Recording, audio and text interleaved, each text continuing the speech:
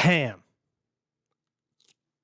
You like that on 3, 1, 2, 3. You like it! You are Locked On Vikings, your daily Minnesota Vikings podcast. Part of the Locked On Podcast Network, your team every day. What's up, everybody? Welcome to the Locked On Vikings podcast, part of the Locked On Podcast Network, your team every day. As always, I am your host, your pal, and the kid you copied off in math class. My name is Luke Braun. You can find me on Twitter at Luke Braun NFL. You can find the show on Twitter at Locked On Vikings. Thank you so much for making Locked On Vikings your first listen of the day. You can also find Locked On Vikings on Amazon Fire or Roku or wherever you find your favorite podcasts, even YouTube. This episode is brought to you by FanDuel Sportsbook, official sportsbook of the NFL. Make every moment more. Visit FanDuel.com/lockedon today to get started. CJ Ham, baby. CJ Ham signs a 2-year extension. I love CJ Ham, man. He's a fullback, baby. That's all you got to know about him. But it kind of reveals, I think, something about the Vikings strategy that you might not expect just by like the news that the fullback signed, but hear me out on that. There's a little bit of other news as well to go over. So that's going to be the topic today. The Vikings are going away, I think, from the McVay side and going toward the Shanahan side of this sort of McVay-Shanahan wide zone scheme. It's not a huge scheme overhaul, but it's a shift to be sure. And I think things are going to work a little bit differently. Both of these, this is not a one side is better than the other kind of thing. This is just a different strategy. It just kind of depends on how you think certain guys should be utilized.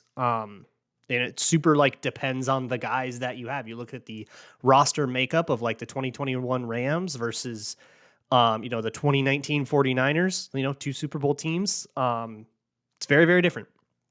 Big difference between like Gerald Everett and George Kittle, right?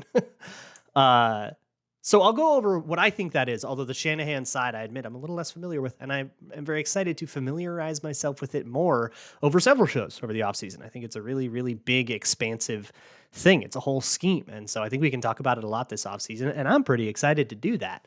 But first, let's get into the news. So the big one is CJ Ham, 2-year extension. As of this recording, the details, the money and all that stuff pending. I cannot imagine that it is a lot of money. And I think it was Ben Gessling speculated that it might actually give the Vikings a little bit of cap relief. He's got like a $3.8 million cap hit as it stands for 2023, and that might actually move some of that down the line as part of a greater extension, like what we kind of expect to happen with like TJ Hawkinson. So that's cool. I got to take an L on this one too. I was kind of looking at like Ham and Hicks as, okay, those guys were the easy cuts. Like I said it all the time. Both of them are staying. Hicks takes the pay cut, which was an option I just didn't think was an option, but is strictly better than cutting him, right?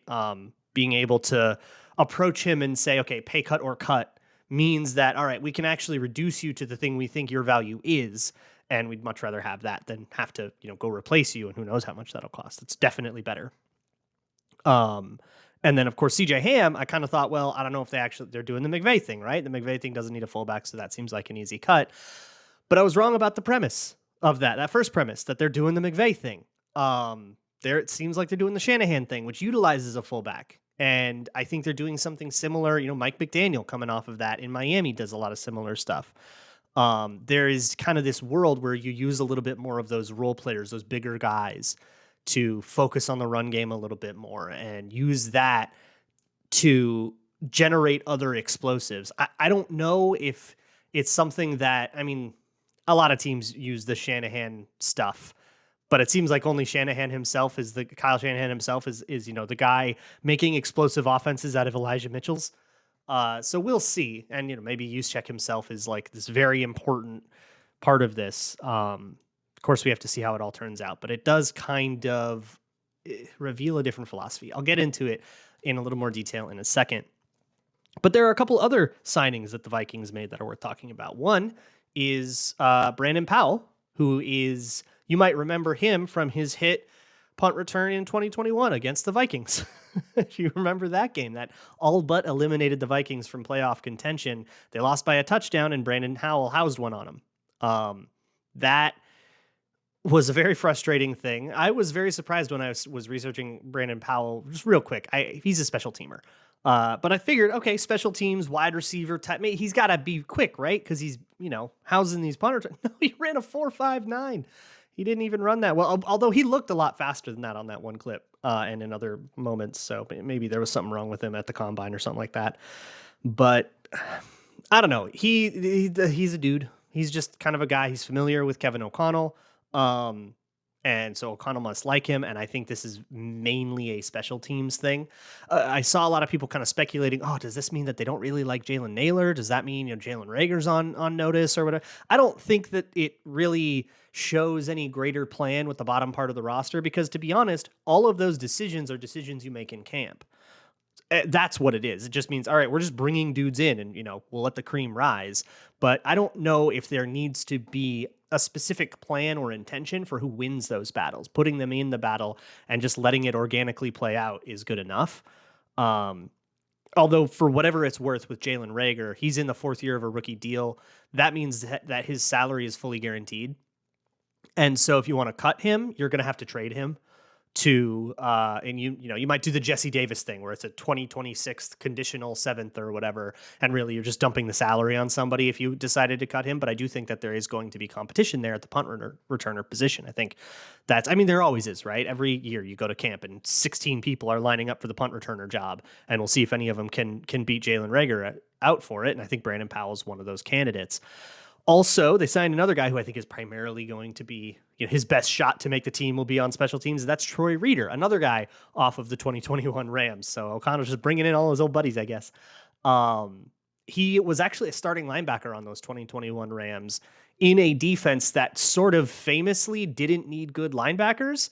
And I remember arguing when I was talking about Donatel and Staley and all of that, saying, okay, if you look, the Rams kind of did this, and that's probably why O'Connell likes it, because the Rams won a Super Bowl with this defense with Troy Reeder at linebacker, and he's not even good. That was my point.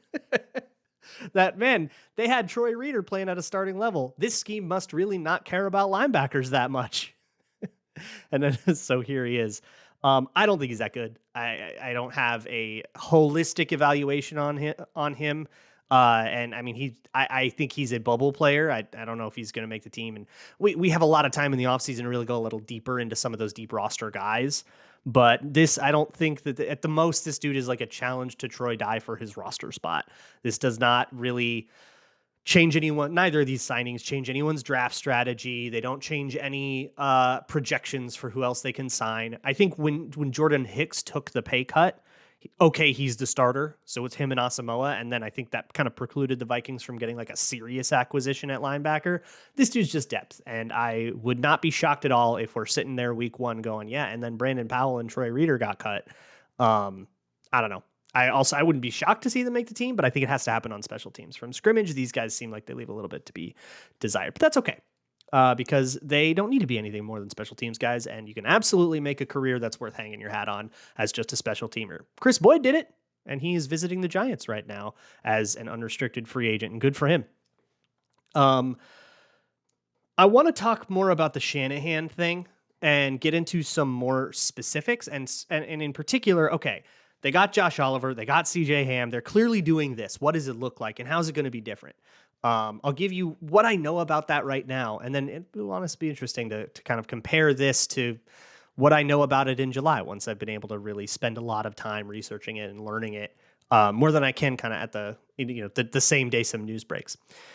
But before I do that, I want to talk to you about FanDuel. It's a good old Grambling season. March Madness is on. We got the XFL. We had the World Baseball Classic. Everybody loved that. The two Angels guys, that was fun. If you want to gamble on such things, you can go to FanDuel.com. And if you go to FanDuel.com/lockedon and you're new to FanDuel, you can get a no sweat first bet up to $1,000 in bonus bets back if your first bet doesn't win.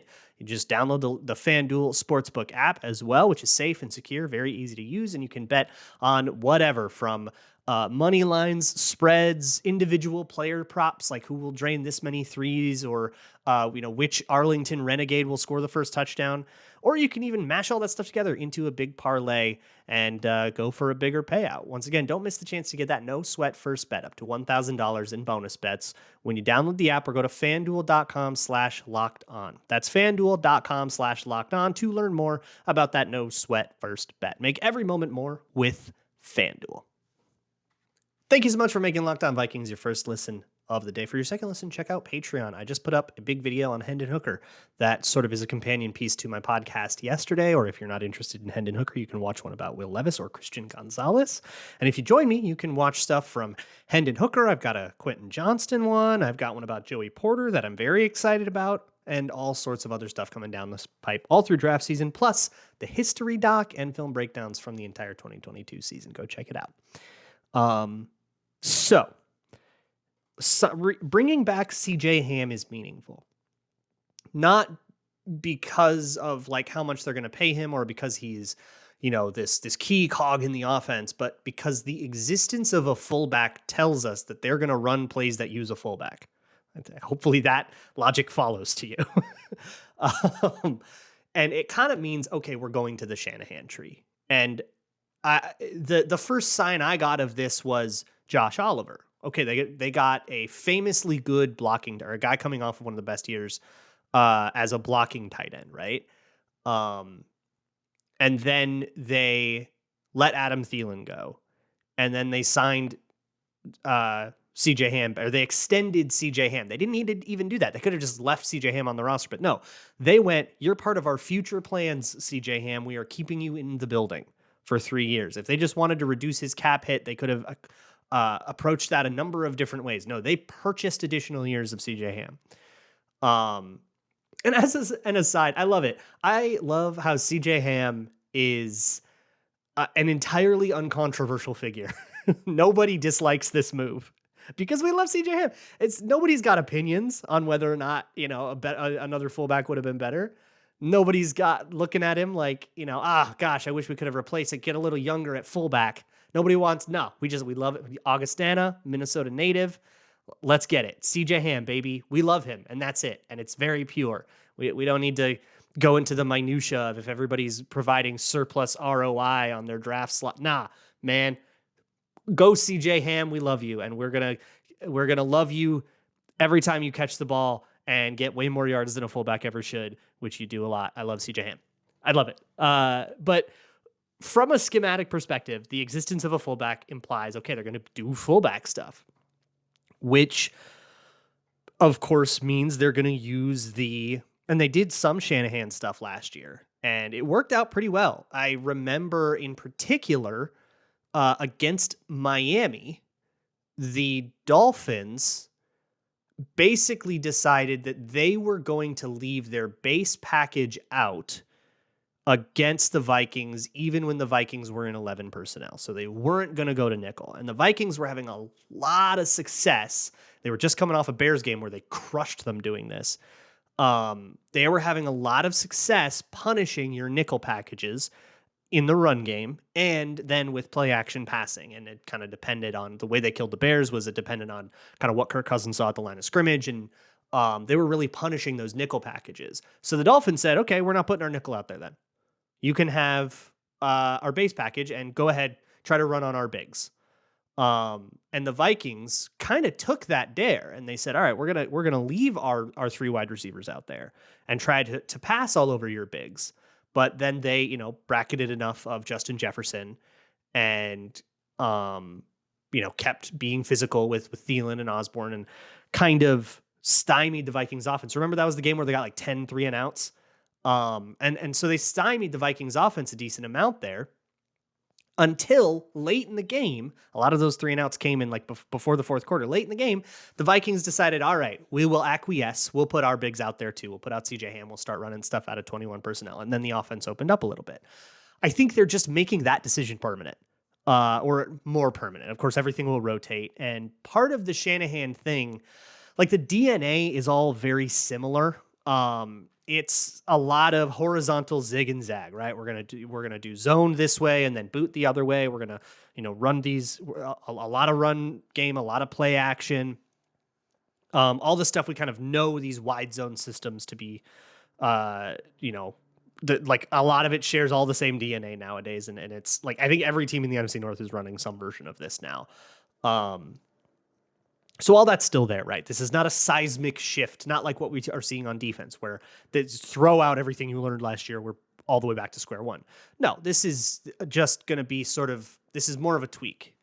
But the difference, I think, is while McVay, he wants to spread things out. He wants to kind of get everybody to sort of flow away from each other so that your best dude can have a one-on-one. Sean McVay has Cooper Kupp. And I want Cooper Kupp to be one-on-one. I'm going to run a clear out. I'm going to put 3 dudes on the other side of the field. And now you get to have a one-on-one. You're going to run an option route or choice. And we're just going to have a free 6 yards off of that. That's going to be how we do this. And that's what we run on first down all the time. So we get all the 2nd and 4s that we want. That's McVay. Shanahan's is a little different. It's not necessarily just trying to it's not as much of a numbers game. It's a people game. And again, there is absolutely pros and cons to all of this, and coaches have debated till they're blue in the face which one's better. I'm not here to weigh in on that. I'm just here to show you the difference, but it's more about I want the ball in George Kittle's hands, however I can get it there, or Christian McCaffrey's hands as of this year when they traded for him, or Deebo Samuel's hands. I want the ball in my best dude's hands. I just want that guy to get the ball. If that means I'm running him on a crossing route all the time, so be it. If whoever, and it's whoever that is. George Kittle's not healthy. All right, it's a Deebo game. Debo's not healthy. It's a Christian McCaffrey game, right?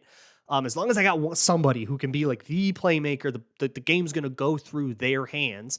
And then it's a game plan thing too. And this is what makes the 49ers so frustrating in like fantasy. If you have George Kittle or you have, all right, I got Deebo Samuel and he disappears for 2 weeks because they were going up against a team that they thought was going to be more susceptible to George Kittle. And then he was the guy that time, right? It can make that really frustrating. And it's also why the 49ers seem to be able to have offensive success no matter who's playing quarterback, no matter which personnel guys are in there, because it's all about kind of saying, okay, who is my guy that they can't handle? Is it Kittle because he's a mismatch? Is it Deebo Samuel because they can't keep up with him? Who's the guy that they cannot handle? And how do I get that guy the ball as much as possible? And how do I give that guy opportunities in space? So it's a lot more after catch stuff. Or, if it's a burner, then it becomes deep stuff. But it's okay. Who is my guy and what does he need to succeed? And let's just provide him all of that. Versus McVay, which is who is my guy and how can I isolate him? It's just, I don't know, different approaches. So that's the different stuff. Like, we're not, I would say, I wouldn't expect to hear illusion of complexity as much. That's my guess. I don't know if Kevin O'Connell will say illusion of complexity as much, because the Shanahan version of the offense it's not an illusion of complexity. It's just complexity. There's just a lot going on because there's a lot of different personnel packages. This is where CJ Ham comes in. If you have a guy, let's say it's Dalvin Cook. Let's say they keep Dalvin Cook, which I don't know how they're going to approach that, but topic for another day. And say, hey, I think the best way to spring Dalvin Cook is with a lead blocker, especially against that team because they've got like smaller defenders. Say it's the Cardinals, right? The Cardinals have a very small defense. I think. Did they still? I'm pretty sure they still have a small defense. I haven't paid attention to their offseason at all, except I guess Byron Murphy. But, they've got a bunch of tweeners. They're like all about speed, right? Okay. So we're going to come out and we're going to use CJ Ham. We're going to get Dalvin Cook the ball a whole bunch. With CJ Ham lead blocking, we're going to use it to do play action stuff, but it's going to really be a Dalvin Cook kind of day against the Cardinals. That means that you need to have a viable fullback. You can't just put a fan out there, right? You got to have a dude that can block, that can do the job. A guy that can be a decent enough decoy, that can catch passes well enough that in coverage, they need to dedicate a guy to him. That's what CJ Ham does. And then maybe there's another game where you go, okay, they love to flatten out these fronts and they really like to, that's how they want to attack our zone stuff. We're going to come out with an extra tight end to try to get a body back out there. And that was basically how the Vikings approached Arizona last year, who came right after that Miami game and tried to replicate the same strategy. But the Vikings came out with a whole bunch of 2 tight end stuff and boomed them. So if that's the case, okay, well, we need a second tight end that A, can block for all these run plays, and B, can be a weapon in the pass game because we're going to do play action out of this and he needs to be useful. Okay, that's Josh Oliver. You need to have, now that might only come up in 3-4 games, but it'll be the key to those 3-4 games, So that's why I think the personnel is going the way it is. And that means you have a whole bunch of different packages. So if we're talking about bringing a young quarterback in, well, now he has to learn the 21 personnel version of this, the 12 personnel, the 11 personnel version of this. It was a little simpler last year for new guys to learn, but we didn't have that many. We had Ed Ingram was like the only new guy to the offense. Well, I guess everybody was new to the offense because it was year one. But Ed Ingram was the newest guy to like zone principles and stuff. Everybody else had played in the Kubiak version, which isn't that different. I guess the philosophy is we're going from a team that wants to make it as easy as possible to get an opportunity to throw the ball to their best dude, the Cooper Kupp role, the Justin Jefferson thing. We're now saying we want to get as many opportunities as it's like we want the best opportunities possible, or now we want as many opportunities as possible for whoever our playmaker is, whether that's Justin Jefferson, or if we're going against the Eagles, we're worried they're going to bracket him all day. Okay, this is a TJ Hawkinson game. And yes, TJ Hawkinson in the George Kittle role. I think that's something that's happening. And I think it's just a little bit of a shift that they're doing offensively because of just like how inefficient their run game was last year and how that sort of held them back in certain times, especially, as blowout games kind of got away from them. They didn't really have like a stabilizing presence. It was just shot plays on shot plays on shot plays, which just dug them deeper into the hole against like the Cowboys and the Packers and so on. I'm not quite finished. I also want to talk about how this plays in with the guys the Vikings have, or maybe will have, and sort of how they slot into all of these different roles. So the biggest thing is, okay, how does Justin Jefferson, who just had the best season in football in the Cooper Kupp role, remember all that hullabaloo about how he's gonna get 2K, and he actually might have, he was getting close if he wore the right shoes in Lambeau, and how he was so excited for this Cooper Kupp role and all the extra volume, and all of that bore out. All of that turned Justin Jefferson into the best wide receiver in football. He wins Offensive Player of the Year, all of that stuff. Well, now we're changing offenses. So now what's the Justin Jefferson role? And honestly, there is nothing stopping them from just also, what if Cooper Kupp played it for the 49ers? Think about that. What if Cooper Kupp played for the 49ers? How would that look? That would probably be sick, right? Like that would be super dope. You could just like run a couple McVay plays. They could bring out, their 11P every once in a while. It would give them another tool. And then sometimes, you'd rotate him away, and then you'd bring out Debo and Juszczyk and Elijah Mitchell and George Kittle, and then I guess maybe Cooper Kupp can also still be on the field. And, now you got to pick your point. Like there'd be all kinds of totally sick stuff that would happen. So I think we could just leave that and just keep giving him those same blocking assignments, and you'd probably have to adapt the shape of some of those plays. But that's going to be something I think about is, okay, what does Justin Jefferson's role look like now? He's still going to be it's about playmakers, and he is the playmaker of playmakers, right? But it's about, okay, now how are we maximizing his opportunities? And in particular, how are we solving that problem where if you cap Justin Jefferson with a safety, this offense falls apart? And I think the answer to that lies in TJ Hawkinson. TJ Hawkinson in the George Kittle role, right? Like, look, I'm going to look at a lot of 49ers plays and say, okay, can TJ Hawkinson do what George Kittle did there? And I think he can do. I mean, he's not the superstar that George Kittle is. Obviously, George Kittle's an alien. But I think he can at least do an adequate job of a lot of that stuff. And we can sort of move off of it from there. And you can kind of get that second foil. And then it gets to the skill players. Like, okay, what is CJ Ham for? Well, he's going to do Juszczyk stuff, right? He'll run a wheel route, but it'll be a lot of lead blocking. It'll be a lot of being the hammer, I think CJ Ham is a very underrated receiver just because he's a fullback. People don't expect a lot from him, but he can run a wheel. He can do stuff. He can catch a screen and take it, and follow his blockers and do the right thing, right? But I don't think he's quite as talented as Juszczyk is from that angle. But I still think he can kind of again, execute the role, and you're just not making it as focal, right? You're taking all the Brandon Ayuk plays and kind of souping those up and kind of, relying on them more and putting more energy into them and saying, okay, now these are the Justin Jefferson plays, and then taking energy away from the George Kittle plays because it's, it's Hawkinson and he's now the secondary option instead of maybe like the scariest guy on San Francisco. Arguably, there's a lot of scary guys in San Francisco. But perhaps the most interesting thing here is Dalvin Cook. And I really don't know what's going to happen with Dalvin Cook. There was some scuttlebutt before about him getting traded, and that's sort of faded now. And maybe it'll be after the draft, maybe it'll be during the draft or whatever. But in the world where Dalvin Cook stays and is part of this offense, I think that this particular change to bigger dudes, 2 tight ends, 2 running backs, is pretty sick for him.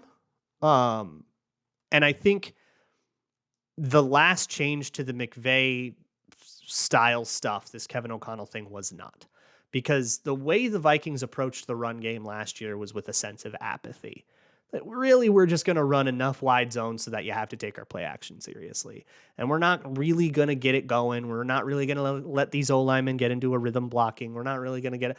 We're going to just sort of run what we run, and it's sort of an afterthought, a very analytics forward kind of. The run sort of only matters. You just really got to do it enough so the play action gets taken seriously,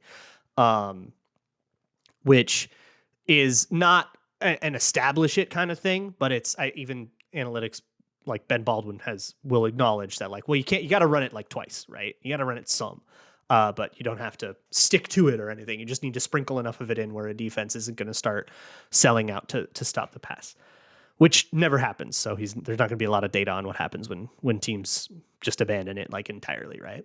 But this is a more dedicated approach to it. And again, it's about getting the ball to your playmakers with opportunities. And I would say ball in his hands after Justin Jefferson, the guy I would most like to have ball in his hands with a chance to do something with it is probably Dalvin Cook on the roster right now. If there's ball in his hands with one guy to make him miss, Dalvin Cook is like made for that. That's what he does. And so I would be very excited for that. Now, hey, look, maybe they trade him away and they get somebody else, and we're having this conversation about, I don't know, Deshaun Vaughn or something. But whoever it ends up being, now I'm looking for juice. I'm looking for, like, give me an electrifying playmaker, right? It sort of makes me rethink what I thought about, like, Bijan Robinson. I still don't think it's necessary, just because of the way that the rest of the class is, to go, like, spend a first-round pick on this guy. But really, if you're going to spend a first-round pick on the offense, spend a first-round pick on playmaker. And I don't really care what position he plays, but I need that dude to be electric, right? So I still like Zay Flowers. He's kind of that kind of guy, even though I'm probably higher on him than like consensus is, but I would like him at 23. We've talked about him a little on a mock draft Monday, but that's sort of the baby's first intro to the Shanahan scheme.